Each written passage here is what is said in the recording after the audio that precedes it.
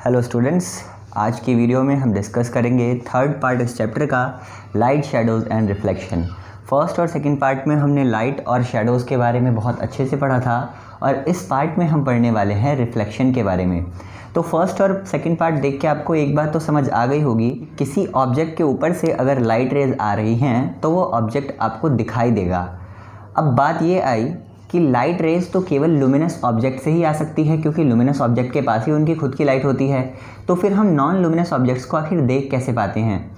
तो non luminous objects क्या करते हैं, जो लाइट रेज लुमिनस ऑब्जेक्ट से आती हैं उन्हीं को हमारे पास भेज देते हैं और इस वजह से हम उन ऑब्जेक्ट्स को देख पाते हैं। और इसके पीछे कौन सा फेनोमेना है? इसके पीछे जो फेनोमेना है वो है रिफ्लेक्शन।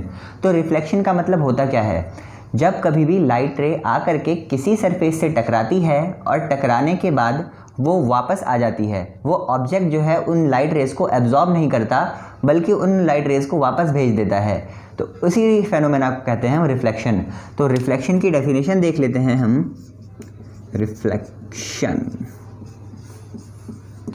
व्हेन अ लाइट रे strikes a surface and bounces back, it is known as reflection of light। यानी कि जब लाइट रेज किसी भी सरफेस से टकराती हैं और टकराने के बाद वापस आ जाती हैं तो उन्हें हम कहते हैं रिफ्लेक्शन। अब रिफ्लेक्शन होता कैसे है, इस बात को ज़रा हम एक बार जान लेते हैं। एक कोई सा हम प्लेन सरफेस ले लेते हैं और सबसे बेस्ट रिफ्लेक्शन होता है मिरर में, तो हम एक प्लेन मिरर का एग्जांपल ले लेते हैं। तो ये हमारा एक प्लेन मिरर है और ये वो जगह है जहाँ से लाइट रे आ रही है, यानी कि इस डायरेक्शन में इधर हम कर देंगे इस पर पॉलिश। आपने देखा होगा कि जो आपका मिरर रहता है उसमें एक साइड कुछ पॉलिश हो रखी होती है, थोड़ा ऑरेंज टाइप का होता है, दूसरी टाइप से आप देख पाते हैं। तो ये वो साइड है जहाँ से आप देख सकते हैं और ये वो साइड है जहाँ पे पॉलिश हो रखी है। तो यहाँ से अगर कोई भी एक लाइट रे आ रही है, जैसे ये एक लाइट रे यहाँ पर आ गई है, ये लाइट रे यहाँ पे आ गई है, तो इस लाइट रे को हम कहेंगे इंसिडेंट रे। ये रे ऑफ लाइट क्या कही जाएगी? ये कही जाएगी इंसिडेंट रे। तो ये जो लाइट की रे किसी लुमिनस ऑब्जेक्ट से आ रही है वो हो गई इंसिडेंट रे, और यहाँ आकर के हमारे मिरर से ये एक जगह टकराई है। जिस जगह पे टकराई है इसको हम कहते हैं पॉइंट ऑफ इंसिडेंस। ये क्या कहलाएगा? ये कहलाएगा पॉइंट ऑफ इंसिडेंस। अब ये इंसिडेंस रे यहाँ से आके टकरा गई है पॉइंट ऑफ इंसिडेंस पे, तो पॉइंट ऑफ इंसिडेंस पे हम क्या करेंगे कि इस सरफेस के साथ यानी इस मिरर के साथ परपेंडिकुलर एक ड्रॉ कर देंगे, यानी कि एक 90 डिग्री का एंगल ड्रॉ करेंगे और एक रे ऐसे बनेगी जो कि 90 डिग्री पे होगी। इस रे को हम कहेंगे नॉर्मल रे। याद रहे, नॉर्मल रे 90 डिग्री का एंगल बनाएगी पॉइंट ऑफ इंसिडेंस पे। तो ये क्या हो जाएगी आपकी? ये हो जाएगी नॉर्मल रे।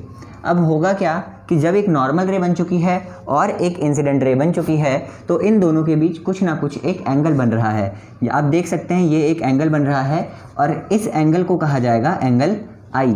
और ये जो एंगल आई है ये क्या है? एंगल आई है एंगल ऑफ इंसिडेंस। एंगल आई क्या है? एंगल आई है एंगल ऑफ इंसिडेंस। अब होगा ये कि जिस एंगल पे, यानी जितना एंगल ये इंसिडेंट रे बना रही है, सेम उतना ही एक और एंगल बनेगा जब यहाँ से रे ऑफ लाइट टकरा करके जाएगी। तो जितना एंगल ये बना एंगल आई, उतना ही सेम टू सेम एक दूसरा एंगल बनेगा और ये एंगल क्या होगा? Angle are. ये एंगल क्या होगा? Angle R. और एंगल आर होगा angle of reflection. Angle R होगा एंगल ऑफ रिफ्लेक्शन। तो एंगल आई हो गया एंगल ऑफ इंसिडेंस और एंगल आर हो गया एंगल ऑफ रिफ्लेक्शन। अब ये जो इंसिडेंट रे थी ये आई और टकरा के जा रही है, तो जो रे टकरा करके जा रही है यानी कि ये वाली रे इस सरफेस से टकरा के जा रही है, इस रे को हम कहेंगे रिफ्लेक्टेड रे। क्या कहेंगे इसे? Reflected ray. समझ में आ गया? एक बार फिर से देख लेते हैं डायग्राम को। ये एक प्लेन सरफेस है, इस पे एक रे ऑफ लाइट इंसिडेंट करी गई यानी कि डाली गई और वो टकरा के जाने लगी। जो रे डाली गई वो हुई इंसिडेंट रे, जो रे टकरा के गई वो हो गई रिफ्लेक्टेड रे, और इसी के ऊपर एक नॉर्मल रे बनाई गई जो कि परपेंडिकुलर थी इस मिरर के, परपेंडिकुलर यानी कि इस मिरर के साथ 90 डिग्री का एंगल बना रही थी। अब बात कर लेते हैं, इसके कुछ लॉज हैं यानी कि कुछ नियम हैं, उन नियम के बारे में हम बात कर लेते हैं। तो रिफ्लेक्शन के केवल 2 ही नियम हैं। There are 2 laws of reflection. Reflection के 2 नियम हैं, और वो 2 नियम कौन कौन से हैं वो करने से पहले एक बार हम डायग्राम दोबारा से बना लेते हैं। तो ये हमने डायग्राम बना लिया है, ये रही पॉलिश, यहाँ से आई इंसिडेंट रे, ये था पॉइंट ऑफ इंसिडेंस, यहाँ से टकरा के चली गई और ये बना नॉर्मल, ये रहा एंगल आई और ये रहा एंगल आर। ये थी इंसिडेंट रे और ये थी रिफ्लेक्टेड रे। तो जो सबसे पहला, ये क्या थी? इंसिडेंट रे थी, ये नॉर्मल रे, और ये क्या थी? ये थी रिफ्लेक्टेड रे। तो जो आपका पहला लॉ होता है, ये लॉ है आपका, तो जो पहला लॉ होता है वो होता है इंसिडेंट रे, ये आपकी इंसिडेंट रे है, और नॉर्मल रे, ये आपकी नॉर्मल रे है, और रिफ्लेक्टेड रे, रिफ्लेक्टेड रे, ये तीनों की तीनों रे एक ही प्लेन पर एंगल बनाती हैं, यानी कि ये तीनों की तीनों रे एक ही प्लेन पर गिरती हैं। तो हम कहेंगे इंसिडेंट रे, नॉर्मल रे and reflected ray lie on same plane. ये क्या होंगी? सेम प्लेन के ऊपर लाई करेंगी। समझ में आ गया आप लोग को या नहीं आया? इसके बाद दूसरा लॉ क्या कहता है? दूसरा लॉ कहता है कि ये जो आपका एंगल बन रहा है एंगल ऑफ इंसिडेंस, और ये जो आपका एंगल बन रहा है एंगल ऑफ रिफ्लेक्शन, ये दोनों एक दूसरे के इक्वल होंगे, यानी कि angle I is equal to angle R. क्या कहना चाह रहा है यहाँ पे? यहाँ पे कह रहा है कि एंगल ऑफ इंसिडेंस यानी कि जो इंसिडेंस रे एंगल बना रही है वो किसके इक्वल है? Is equal to angle of reflection. ये किसके इक्वल है? एंगल ऑफ रिफ्लेक्शन के ऊपर। तो 2 नियम थे हमारे, एक था इंसिडेंट रे, नॉर्मल रे, reflected ray lie on same plane, और दूसरा था angle I is equal to angle R, यानी कि angle of incidence angle of reflection के इक्वल होता है। अब हम बात कर लेते हैं टाइप्स ऑफ रिफ्लेक्शन की, कि जो आपकी रिफ्लेक्शन होती हैं वो कितने टाइप की होती हैं। तो बेसिकली हमारे पास 2 टाइप की रिफ्लेक्शन होती हैं, और वो 2 रिफ्लेक्शन कौन कौन सी होती हैं? वो होती हैं रेगुलर और डिफ्यूज्ड।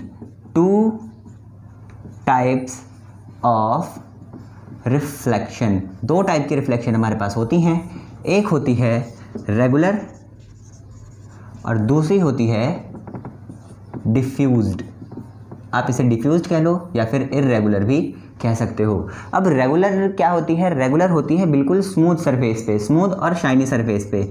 ये कैसे सरफेस पे होती है? Smooth and shiny. और जो दूसरी वाली है यानी कि डिफ्यूज्ड या फिर इर्रेगुलर जिसे आप कह सकते हैं, ये होती है हमेशा रफ सरफेस पे। अब अंतर क्या आता है रेगुलर और डिफ्यूज रिफ्लेक्शन में? तो ये जो आपकी रेगुलर रिफ्लेक्शन है, यहाँ पे सरफेस कैसा रहता है? बिल्कुल स्मूथ रहता है, बिल्कुल प्लेन यहाँ पे सरफेस है। तो यहाँ पे जो भी रे आएंगी लाइट की, यानी कि ये आई ऐसे टकरा के सीधी चली गई, एक और आई ये ऐसे चली गई, ये भी आई ये ऐसे चली गई। तो आप यहाँ देख सकते हैं कि सारी की सारी जो इंसिडेंट रेज हैं और सारी की सारी जो आप लोगों की रिफ्लेक्टेड रेज हैं, ये बहुत ज़्यादा डिसिप्लिन में आपको दिख रही होंगी, सब एक दूसरे के पैरेलल और बिल्कुल लाइन से चलती हुई दिख रही होंगी।